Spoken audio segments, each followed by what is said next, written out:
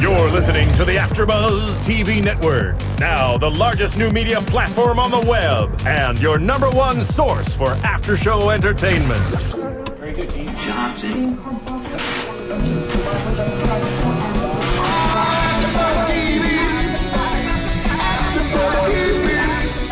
From the AFTERBUZZ Studios in Los Angeles, California, presented by Maria Menounos and streaming live thanks to Akamai Technologies, this is AFTERBUZZ TV's After Show.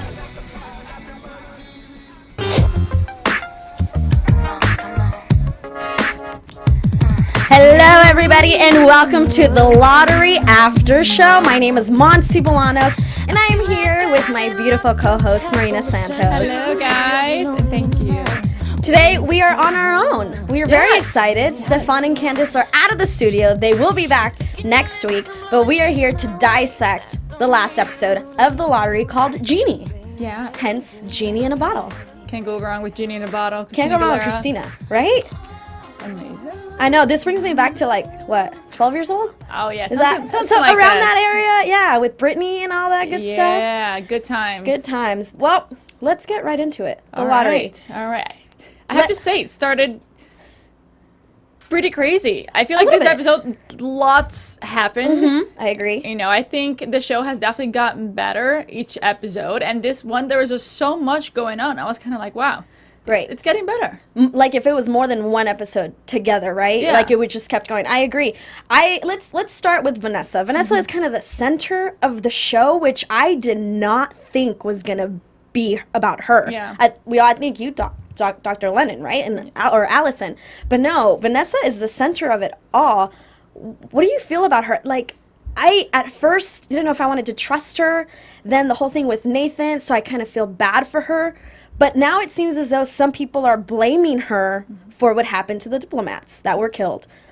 How do you feel about her? I think I'm starting to like her. I agree with you. We were very sure about her at the beginning, but I think now I see that she wasn't doing with cruel intentions, and she was just trying to do what was better for the president. And of course, I'm sure she had her own interests at heart. But now she's having a change of heart. You know, she's seeing what her actions caused, and she's feeling very bad about it. Yeah, quote what Nathan told her, "You're creating an international shitstorm." That is what he said she was doing with the way she wanted the lottery to be executed. And I think it's interesting that now that he was killed and the diplomats and all that, she's starting to think like Nathan. I wonder if it's because, like you said, she feels bad. I wonder if she feels guilty. Oh, absolutely. She has to feel so guilty, you know, for this man's death. And it's not just any man. It's the man that maybe she loved. And just never told him. Yep. There's definitely the love factor, which makes everything go out the window. Nothing is normal when it comes to love. But I also think she's starting to treat the president a little differently. Like, I think she was like, everything's going to be fine. We're going to do this. You're going to be reelected. And now she's starting to kind of second guess whether she's made the right choices or not. And I don't know if the president do you think he's going to get reelected at this point? Well, we'll have to wait for the next few episodes, because they did have a really big decision at the end of this episode when they decide to have the people choose who the 100 women are going to be, which is crazy. How are you going to have them vote? I thought they were going to, I hope they explain it in the next episode, because they didn't really say is what you can register and then you can pick who you want. Are people going to have summaries? Or are you going to be able to promote yourself? How is that going to go? If you have 200, because they get to pick out of the 200 women, right? The final 100, they have to, it's got to be like a campaign, right? Wouldn't these women do whatever they can for the general public to vote for them? Oh, I'm sure they would. It's going to be madness. It's going to be madness. But I think it was the way for them to get more people involved than just women from 18 to 32 who are viable and healthy. Because, like Vanessa was saying, you know, even though they did this and they thought this would bring hope to people, it really only brought hope to those specific women. Right. You know, everyone else, you're like, well, this doesn't help me. Yeah. You know, and like the journalist says, it doesn't really feel democratic when you're when the White House is choosing who is going to be the 100 women. So I think this was their way of trying to make the president look good. Right. And it was the only way for him to have a chance to even be in the office. Right. So they kind of had to do it, but it might be a little chaos. Yeah, chaos is definitely going to happen. I mean, we can't lose our Hispanic president, right? We can't do that. I'm also really interested in the relationship, let's see what you think about this, that is becoming between her and Kyle because of Elvis. Is she... Do you think, I feel, maybe I'm getting into predictions too early, but I feel that she is going to be a important key in Kyle getting Elvis back. Like, I know she keeps saying it's really out of my hands, all of that, but who else would it be? Who else can really have the power to override such a, the Department of Humanity? Yeah. I don't know. I really don't know. I think she really feels for Kyle. I think when she went in there in the institution and she saw Elvis and what they're doing tests, and he's 6 years old. Yeah, and they don't know anything about these tests. Exactly, and he's diabetic, he needs special care, and he's just a kid. Let's remember, he's just a kid. So I think she really felt for Kyle and for Elvis and the situation they're in, and kind of that she's part to blame that he's there and this is happening. So I don't think she really knows what to do. I agree with you. She's gonna try to help him somehow, but her hint was telling Kyle, "You better go get a freaking amazing lawyer." Yeah, and that will fight because that's the only way to go around. Yeah, the place where Dr. Lennon went to check, the same place where they have Elvis, and they went to talk, and they were talking about this research, and they told her, "We don't know of any side effects. We're gonna find out as we go along." That's ridiculous. That if the world came to that, one of the few children left in the world would be experimented on to this extent. Right. You'd think they would use the older adults to do it because they're infertile and they're older. Right.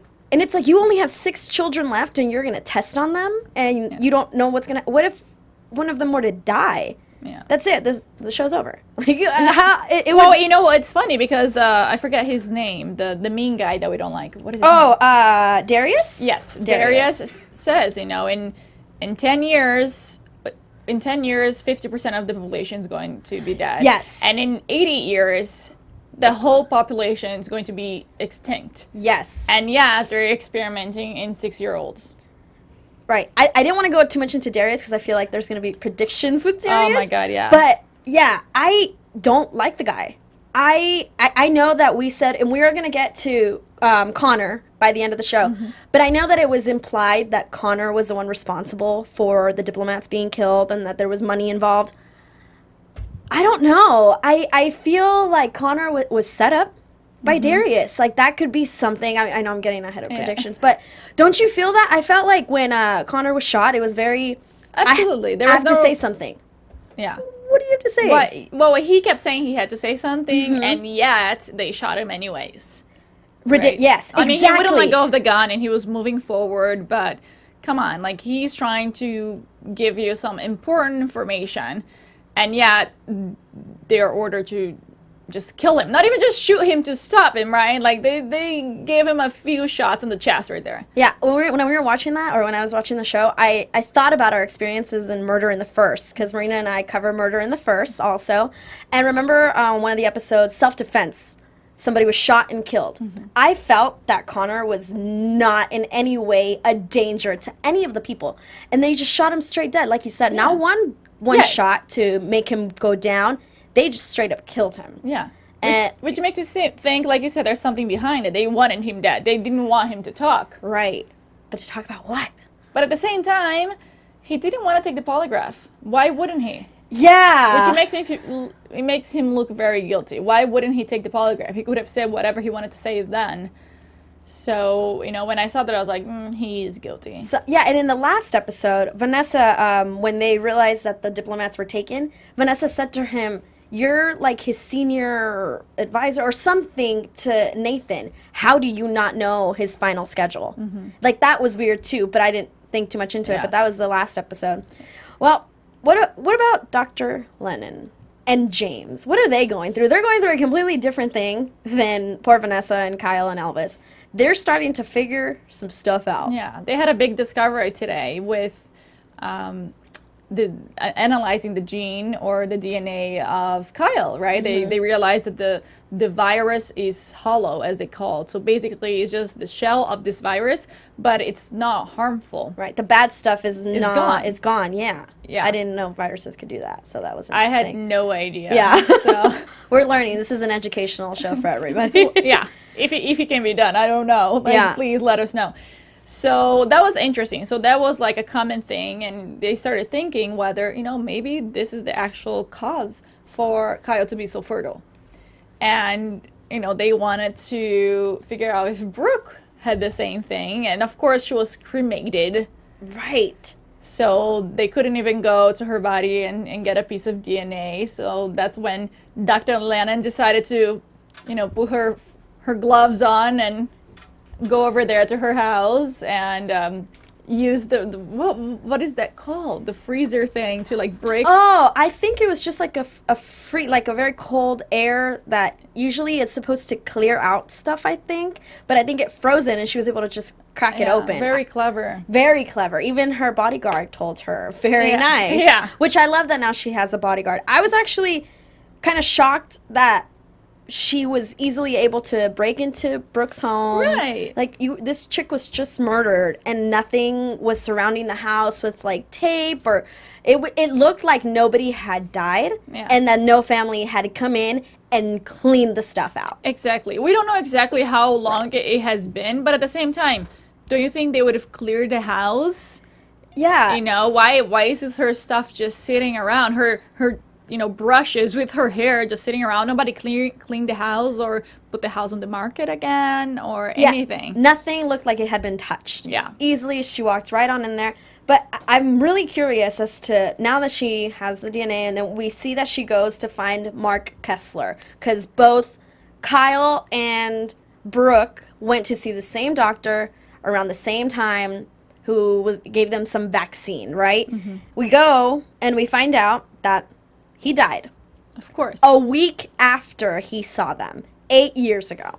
Yeah. And his son is there, Mark Kessler. And his father used to specialize in OBGYN and infertility. Yes. What did you think? I had no idea what to take of this doctor and what he could have possibly had to do with both of them. Yeah. Well, they did find out in Brooke's DNA that she also had the same virus, the hollow virus. So they definitely think that that's the cause that they're fertile, two people, and the fact that they both got this vaccine on the same day, the same year, from the same doctor, same location. It was very odd. And I don't want to get too into predictions right now. I know. It's hard though. It's hard. But there's definitely something going on, right? Dr. Lena is absolutely correct to not want to just spread the word, hey, this happened. Who are these people? To kind of keep it a secret because she is a target. Mm-hmm. People are coming after her, and especially the government. They're watching her 24/7, and we know that if she does something, they're going to come after her again. I mean, they tortured her once. If they have to do it again, I'm sure they'll just get rid of her. Yes, I just hope Lifetime shows it a little bit better if they're going to torture her again. Or just some sound. Or something, yeah. I'm wondering if... I also thought about this. Her security guard, her bodyguard, I wonder if he was put there by Darius. Just to see everything that she's doing. Because he was telling James, because even James defended her, he was like, this is her study, this is her stuff. And he's like, no, she's a loose cannon. And it's like, no, she's not. She's been the one with the straight head this entire time, telling no, I don't want to lie to the people, all of this. So when she got this bodyguard, all of a sudden, just at the perfect time, I was like, there's got to be a reason why you're here at this point. Somebody is having you watch her. Absolutely. But is it Darius? Darius. I don't like this guy. I don't know. I thought it was very strange last episode when he showed up and killed the other guy that was trying to harm her. Right. But it surprised me that she didn't have more questions, right? She was just like, oh, okay. She was excited. Oh, yeah. Perfect. Yeah, about that guy. Let's talk real quick about the guy who was trying to kill her. Because they said he was going to sell her. That I think Saudi Arabia was going to pay $15 million for Dr. Lennon, probably to continue to do research. But I was like, wow, that's what the world is coming to. But I like that they added that because it shows how severe and how desperate people outside of the United States who have these 100 embryos, what they're willing to do for just a taste of this. Oh, absolutely. Yeah. And I mean, if you think about it, it's smarter, right? Instead of the Chinese that wanted actual embryos, these people actually want the solution, right? She's the scientist behind it. She's the one working. She can have the cure. If you give you 5 embryos, you're going to get 5 kids, and that's it. Right. But with her, there's a possibility of, many more and an extra cure for the problem. So it doesn't surprise me. And I think it's something that is going to happen more often on the show. I don't think this is the first and last time that somebody's going to try to take her away. Yeah, I agree. I think Dr. Lennon is not going to have an easy time at any point during the lottery. Now, there has to be a love story. There has to be. No, there's no way that we have no more love story now that Vanessa and Nathan, unfortunately, are no longer. At first, I thought Dr. Lennon could maybe go with James for a second. Mm-hmm. And then I thought maybe Kyle and Vanessa, Kyle and Dr. Lennon. Do you have any feeling as to where there has to be a love story, right? There will be. I think there will be. I mean, James and Dr. Lennon and Allison did have a moment today, and he came in and he apologized and he said, you're right. You knew that that it was a murder, that Brooke was not suicide, and you're right that there's more behind this, and he apologized, and then they have like a little moment and a pound shake or whatever, and so I think they have a connection. I think James is more interested in Allison than she's in him. Yeah. But the fact that Kyle are staying with Dr. Lennon now kind of makes me a little worried. Yeah, I thought it was interesting that the episode ended with him showing up saying that, he sold his old home and here he was for this custody hearing. At first, I was like, oh, this is going to lead into a love story. But then, I like you said, I feel like Dr. Lennon is so professional. Like you said, James probably has more feelings in it than she does. But she's pretty professional. So I want to say that the love story has to come from Vanessa. But let's go back to the custody hearing. Because we got to meet Elvis's mom. Which is going to be apparently an important piece of the puzzle for him, right? And she was in Murder on the First as well. She was. Good. Oh, I didn't even make that connection until right now. Yeah, I was like, it's her. That's right. She was in Murder in the First.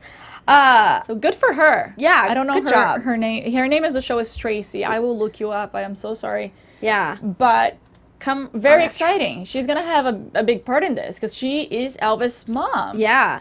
And didn't Kyle told her that I'm going to need you to fight for him. Yeah, absolutely. And we learned that she is an alcoholic. Right. And she had some very good moments just telling us a little bit about the backstory and what happened and why she ran away and she didn't want to be a mother. And like she said, she wasn't trying to be a mother. And it was such a big thing for her. She said, in this world where nobody is getting pregnant, I get pregnant and I'm not ready, and I have all these people judging me, telling me what to do, and the pressure was, so much that she started drinking. Yeah, I think it's crazy. When she was talking, I was like, that would be really scary, where in a world of infertility, you get pregnant. I'm sure. And if you don't want a child at the time, or if you're not ready at the time, and of course, nobody is going to accept that. When anyone else probably would feel like a normal, typical woman would be like, yes, this is a miracle. I'm going to be a mom. And she was like, no, I'm going to run the other way. And I kind of understood her. Absolutely. Being under the microscope, just like Kyle is. Yeah. And then at the same time, it's like you feel for her, but then you're like, well, there's Kyle doing the work. She should have stepped it up. She should have stepped it up. But I am glad to see her. I'm hoping we'll see a more clear relationship between her and Elvis, because she even said, what do you say about me to Elvis? Yeah. So it's like, when was the last time you guys saw each other? Well, he was two. Okay. Right, when Kyle took him away. Right. And apparently she kept trying to text him and, learn more about Elvis, and Kyle just did not want anything to do with it. So it's kind of Kyle's fault as well, right? That he doesn't have a relationship with his mom because she made a mistake and he was right to take Elvis away. But it's been 4 years and yet you haven't given her a chance to prove that she's changed and to see her son until now when you need her. Yeah, I thought that was weird. Why is she gonna win the custody battle over him? In what world does that make sense? If she was an alcoholic, I think. Well, she's been sober for a year, right? And I think the government would win over Kyle because they don't have anything else, right? You think of family. Usually, if they take a child away from the parents, it usually goes to a grandmother or an aunt or an uncle, and I think Elvis doesn't have anybody else, any family besides Kyle. So, if they find it that Kyle is not a good parent, then it's going to go to the government, to the facility where Elvis is living right now. But if they have another person who is capable and, of course, very close in relationship, then that might be a chance for them to win and to keep Elvis. As a family. Yeah. So so I think he's asking her to go and ask for custody just so Elvis is not taken away. Right. Not necessarily that he wants to have a relationship with her, or he has Elvis' interest at heart. He really does. I feel bad for the guy. It must be so hard, especially when it's like, not only are you trying to win your son back, but you're the most important man in the world right now. Yeah. Like, you are the reason, or you might be the reason of how we can be fertile again in the world. So I feel bad for him. I really do hope that the story doesn't continue as him struggling to get Elvis. I don't want that to be the main story in the next couple. It would get boring. It would get boring. Exactly. I hope they just give it to him, give Elvis back to Kyle, and then we can go back to doing a little bit more research. Because I'm curious as to how this is going to turn out, how we're going to find out why he was fertile, why Brooke was fertile versus everyone else in the world. Yeah. I know we wanted to end with Connor being shot, and we kind of touched on it a little bit, but it was so important. He was telling Vanessa, I have something to tell you. I have something to say. Never got to say it. And Darius tells Vanessa that he set him up through this bank account, was getting money out of it. What do you think? Not? Well, I have to say, from the beginning, I was a little suspicious of Connor. He just wasn't clear about his relationship and what he wanted and his feelings, He kind of just showed up when it happened and he kept asking questions to Vanessa, but he never really said much. And then when they were in the elevator and she was mentioning that, somebody had hacked into this guy's phone, but and only 7 people had the password to do this or that. And then she gets out and she's like, oh, by the way, the CIA is coming to talk to you. And he's like, why? Oh, because you're one of the 7 people that have the password to do it. Right. It's like you have a lot of power. You are very important. How do you not know more information? That's how I felt. I was with you. I didn't know if I trusted him. But then it seemed as though he just, was drinking and maybe lost track of. I definitely think he's guilty. I think he would have taken the polygraph if he wasn't. But I think there's a story behind it. Maybe he was pressured by the government. Maybe like he did something without wanting to do it, but he didn't see an option out of it. Dude, yeah. So that's what I think it was, and that's what he was trying to tell Vanessa before he got shot. And I think the cops actually had orders to kill him. Yeah, I agree. I agree. I don't think he was going to make it out of there alive. Yeah. At any point. Because like I said, I didn't see any threat in the way he was walking. Yes, he had a gun in his hand. He was drunk. But I didn't see a threat enough to just shoot him dead. Yeah, absolutely. Well, before we get into predictions, let's do a little bit news and gossip. Woo. TV news. All right, so the actor who plays Kyle. Michael, I'm going to butcher his name. I'm so sorry. And if Candace was here, she would totally know how to say it. But Gradzide? I don't. Michael G. Hi. Thank you. He did an interview, and I found it really interesting because whenever we do interviews, whenever we get a new show, we usually focus on the adult actors. They talked to him about his son, Elvis, who is played by Jesse Filko. I can say that name.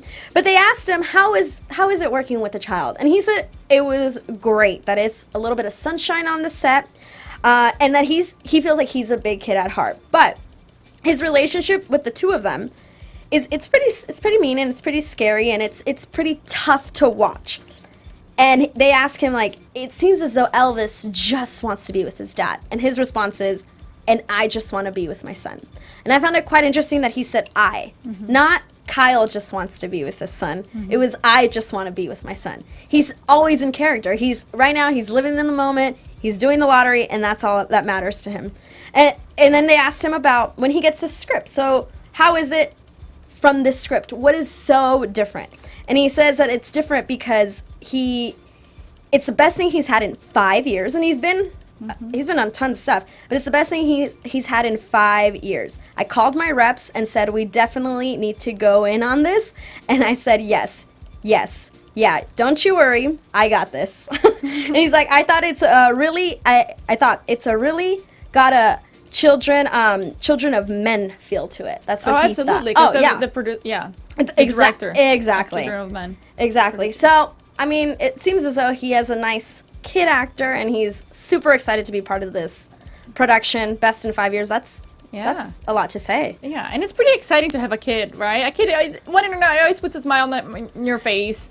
You know, they bring a different energy than adults do, and they're so innocent and naive. You know, so on set when things are going on, they don't care. You know, they know that, like, I'm here to do this, and then I want to go play, and I'm done. And they're so professional, even though they're so young. So it's great that they have a good relationship. Yeah, that's the best part. You see the good relationship on screen. So it's good that they developed it off screen. But everything you just said is basically like a recap of how he spoke on the child actor. But let's go into predictions. There's so many different things you have to predict different aspects. I don't even know where to start. TV predictions.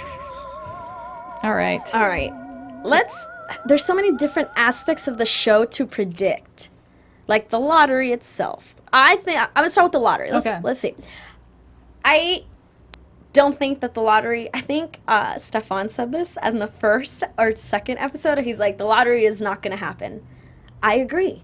I don't think that the general public can vote for this. I don't think it's going to work out. And something's going to keep coming up where they keep having to change it or keep having to go a different way. I just don't think it's going to happen, at least this season. I honestly don't know. Like, regarding the lottery, I have no freaking clue. I think it is going to keep going, but I don't think it will be done by the end of the season. Okay. You know, I think maybe it's something that we're going to have a breaking point this season, and then they're going to save it for next season. But that's as far as I got. I really don't know. After this, with the whole, you know, let's let people pick it, that was already a big, like, whoa. Big red flag. Yeah, totally. It was definitely a big red flag, but it was understandable. I agree. Any other prediction you want to say first? I don't want to, since I said that one first, so I'll see if you have something else first. I'm going to go with Dr. Lannon Okay. And James. Okay. I think they are going to get very close to figuring out the problem. I don't think they're going to find a cure for the vaccine for infertility, but I think they're going to start doing some tests. I think they know now that, you know, the hollow virus that they found in Kyle. Jeez, why am I saying Kevin? In Kyle and in Brooke, it is the solution. But now we don't know if he's just injecting that in people or, you know, if they have to do tests. So I think they're going to start doing some tests, and that's definitely one of the solutions to the problem. But they're digging very hard to figure out what happened. I think that Mark Kessler, the doctor that injected both of them, was working for the government, and he saw that the government was doing something to make people infertile. I think that the government is behind it for reasons maybe of power, or I'm not sure, but I think the government was involved because how would he know that this was happening, right? So I think he didn't agree with it, and he came up with a solution without telling anyone, and he injected those 2 patients. We don't know why they were visiting him, right, at the time, but that's why he was killed. You know, I don't think that plane crash where the doctor died, it was totally planned. I actually was kind of on the yours was way better than mine, but I was totally on the same page. I think that Dr. Lennon and James are going to continue to find these things out. They're going to start to see who exactly was involved, the government, who was specifically in the government, and I have a feeling that as the show progresses, we are going to find out that Darius had something to do with the death of Mark Kessler. Oh, absolutely. That's a given, right? I think so. All right, before we go, Marina, where can we find you? You can find me on Twitter and Instagram at Rina Brazil, and also on my website, the30daytrial.com. Hey. How about you, Monse? You guys can catch me on Twitter and Instagram at Monse Bolanos. We'll be here next week, the 4 of us, Stefan, Candace, myself, and Marina, so be sure to tweet us, follow us, let us know what you think of the show, ask us questions, we love them. Absolutely. Let us know your predictions. Yes, let us know your predictions. We'll see you guys next week. Bye. From executive producers Maria Menounos, Kevin Undergaro, Phil Svitek, and the entire AfterBuzz TV staff, we would like to thank you for listening to the AfterBuzz TV network. To watch or listen to other after shows and post comments or questions, be sure to visit AfterBuzzTV.com. I'm Sir Richard Wentworth, and this has been a presentation of AfterBuzz TV. Buzz you later. The views expressed herein are those of the hosts only and do not necessarily reflect the views of AfterBuzz TV or its owners or principals.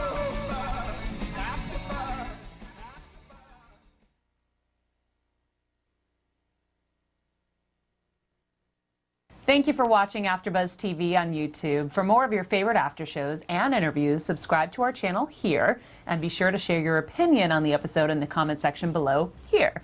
We'd love to see what you guys are buzzing about. Thanks again. Buzz you later.